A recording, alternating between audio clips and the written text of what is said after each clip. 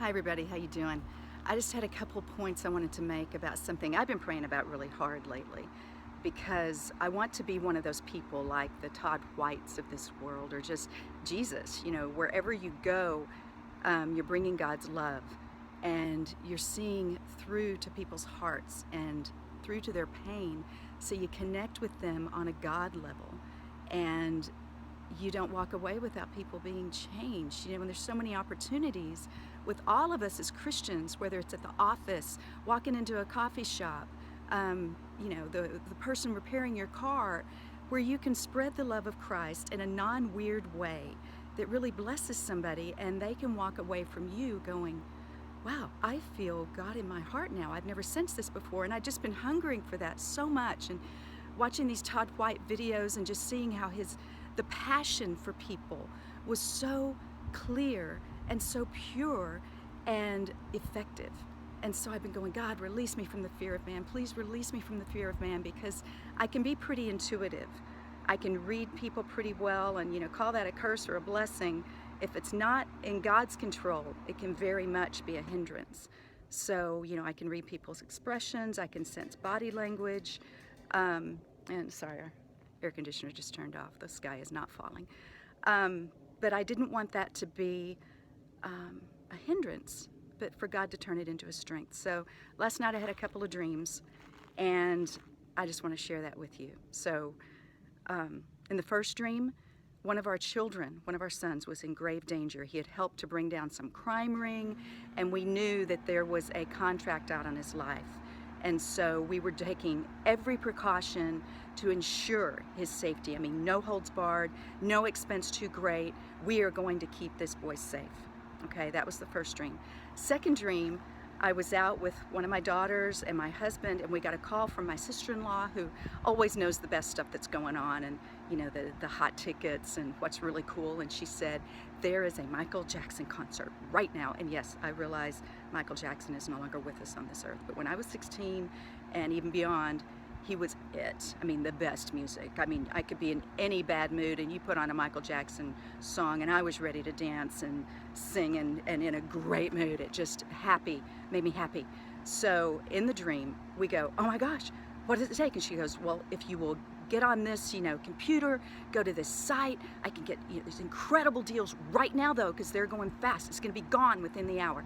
So we go and we purchase, 3 tickets for us, and then we're finishing that up, and I go, we can't have the rest of our family miss it. I know this is a splurge. I know we'll have to eat beans for months, but this needs to happen. It's a once in a lifetime opportunity.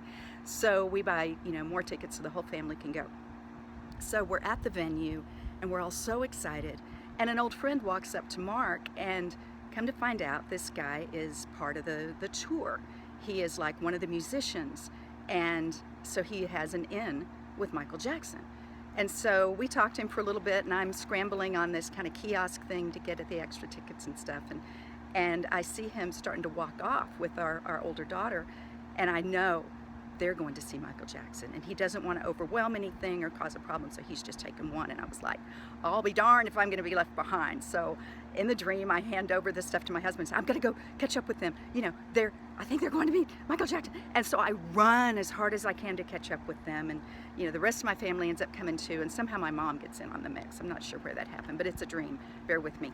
So we get to where, it's backstage, and there's Michael Jackson. He's sitting behind this table, and I'm like, it's that moment. I'm like a giddy 16-year-old again, and it's this once-in-a-lifetime opportunity to tell somebody what you've always wanted to say to them. And I could tell he was very detached. He looked almost in the dream like an autistic child that has kind of shut themselves off from the world because it overwhelms them. And everybody's around wanting something from him. So you can see almost this stoic look on his face, very peaceful but very detached. And I just went, oh well, I'm gonna say what I need to say. Your music has blessed me my whole life. It always made me happy. We're just big fans, God bless you. And I look over at the guy that we know, and I kind of whisper to him aside, I said, is this doing any good? It doesn't look like he's even listening. And he was like, oh, he's getting every bit of it. He's hearing you. And okay. And so we start to walk away, and I look back, And instead of gushing over him, my mom, who has never been a huge Michael Jackson fan, is sitting down next to him. You know, she's just got like a t-shirt and jeans on, and she doesn't care. But she sensed somebody who was feeling overwhelmed, somebody who's in pain. So she sits down next to him, and I see in the dream Michael's posture change and relax, and you know, kind of like the stiffness is gone, and he's talking back to her. So I came out of those dreams going, God, what was that about? Because when I have a very vivid dream and it affects me on a deeply emotional level, I know I need to go, what was that about? But it was pretty clear early on that what I was talking about at the beginning of this video, that I need to be free of the fear of man so I can evangelize properly. I can share God's love with people without fear.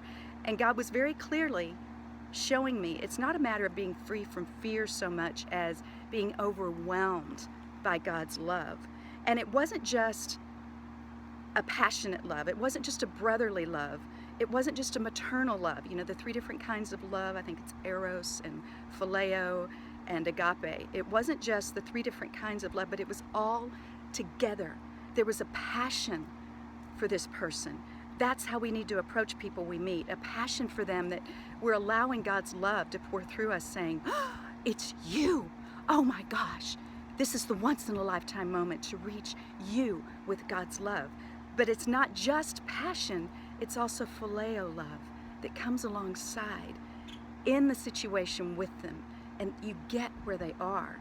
And it's also agape love. It's that maternal, no matter where you've been, no matter what you've done, you're my child and I love you. So I hope that helps you.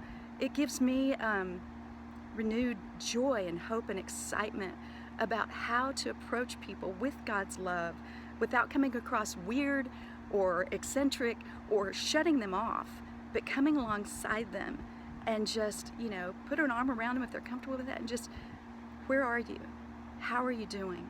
You know, if God tells you something about their pain, share it with them, because people desperately need to know they are desperately loved by our crazy loving Father.